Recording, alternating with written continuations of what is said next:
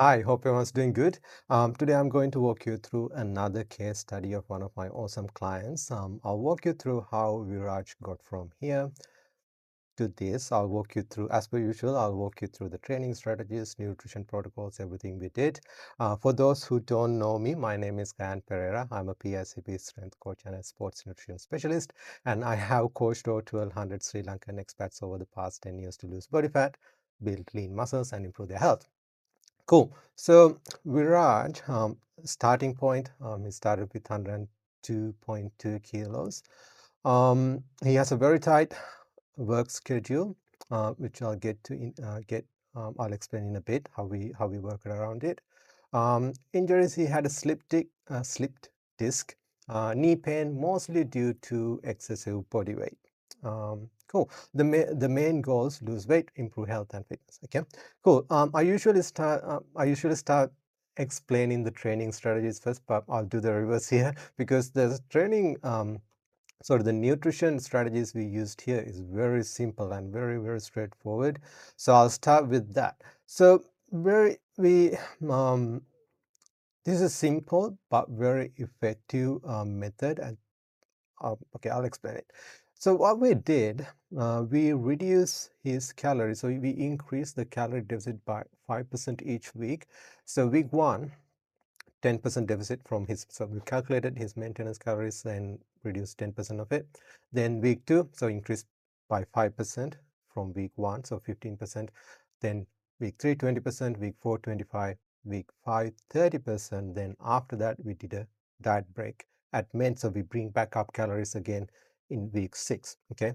Now, when we not just this strategy, but when we calculate maintenance level deficits, a lot of people make the mistake of thinking they calculate their maintenance calories once, because all these deficit surpluses, how much you reduce, how much you increase, they all are calculated based on your maintenance calorie requirement.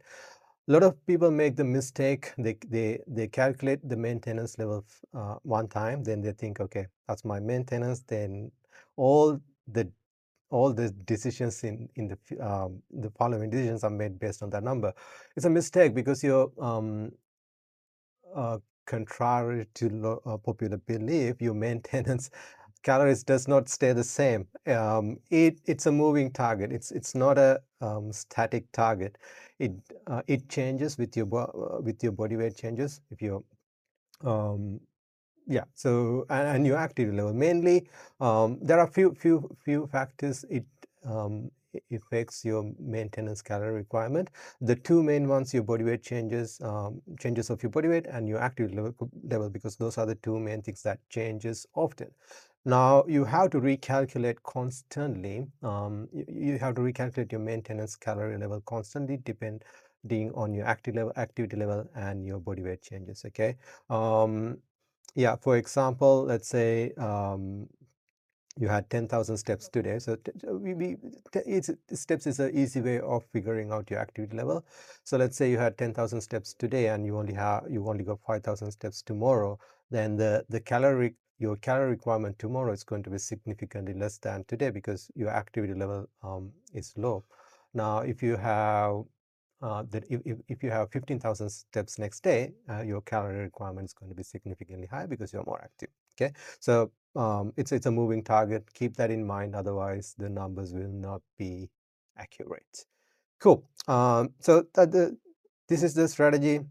We reduce calories week by week. Then we did repeat every 6 weeks, and we repeated the process. And yeah, that's all you have to do. This is as simple as it gets. Okay. Cool. So for the meals, we use simple meals, like very easy to prepare. Prepare meals because it's very busy. And also at certain times we used pre-prepped, so those meal prep services, meals from meal prep services as well, when he didn't have time to cook. So you can do that. It's not a problem. Yeah, you have to adapt depending on what you can do and what you can't do, right? Cool. Now that's the same. That's the nutrition strategy. Then we'll go on to the training programs. So he trained 4 days per week for the most part, and we kept training sessions to 50 to 60 minutes per session. Okay, so the program 1, I used 8-8-16 method. For those who watch my videos often or regularly, you already familiar with this, and I use this often. You probably already know it's one of my um, favorite training methods, especially when it comes to clients that have a little bit of excessive body weight. Okay, cool. So with this one, you basically do 3 exercises for the same muscle group. For example, if you take biceps, for example, the exercise 1, so the A1, you can do barbell bicep curls for 8 reps. Then you will rest for 30 to 60 seconds. The next one, you can do incline hammer curls, 8 reps, 30 to 60 seconds rest. So relatively short rest period. And the last exercise, you can do something like machine squat curls. You can do cable curls as well. For 16 reps, so that one's the high one. Then you will rest for a little bit of a longer period, so 2 to 3 minutes. Then you repeat the cycle 3 to 4 times. Okay, so that's that training method. And the program 2, we did German body composition training program. There are a few variations of GBC you can do, but especially when we are focusing on fat loss. I mean, with training program, you want to focus on building muscles, because with weight training, that's the primary focus. However, if you can increase the energy expenditure a little bit more during that training session, that's a bonus. Okay, so these are good training programs to do that. While you are building muscles, you can increase your energy expenditure a little bit. Little bit more as well during that session. Okay, so with GBC, I like combining. Generally with GBC, you follow anywhere between 8 to 15 reps. So with most variations of GBC programs, with short rest periods, and the 2 exercises that you can combine, there are again a lot of variations. I like combining upper and lower to maximize that energy expenditure. So for example, you can do barbell overhead press, 12 reps, you rest for 45 seconds, then you can do like barbell back squat or leg press for 90 seconds. Then you can, so that you can repeat that cycle for 3 to 4 times.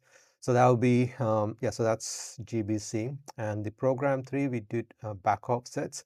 So the idea of back offsets is to do lower reps, meaning high intensity. So that's the definition. It's in most cases people use it very incorrectly. People refer it to as compared to how difficult the training session was. That's not the definition of high intensity. High intensity referred in terms of in relation to 1 repetition max. So it's more related to the weight than how difficult it was during the session. Okay.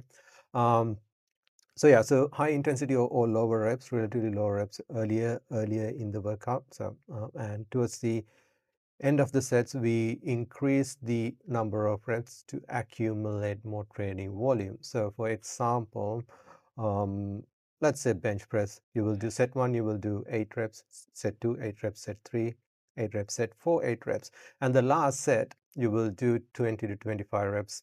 So you obviously have to reduce the weight. So roughly, you can reduce the weight. Let's say if you used 100 kilos here, you can reduce it to like 60 kilos for the last set and try to do 20 to 25 reps in that one. So that's how that program works. So that's the program 3 we did. Program 4, we did 10, 10, 6, 6. So pretty straightforward. Set 1, 10 reps, set 2, 10 reps, set 3, 6 reps, set 4, 6 reps. Program 5, 8, 12, 6, so set 1. Sorry, 8, 12, 16, set 1, 8 reps, set 2, 12 reps, set 3, 16 reps. Program 4, 6 to 8 reps. Very good rep range to strike a good balance between strength and hypertrophy. And that's how we did that. Hope that helped, and hope that make you motivate or did give you some inspiration to chase your own fitness goals. And I'll see you guys in another video.